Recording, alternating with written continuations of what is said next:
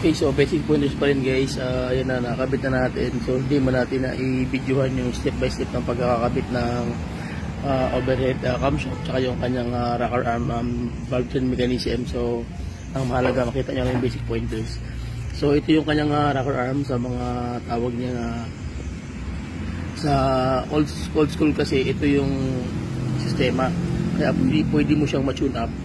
Pero yung mga bago ngayon, hindi mo na pwedeng i-tune up kasi nga wala na siyang rocker arm. So, direct na agad doon sa kanyang sa cam loop and then yung sa kanyang barbula.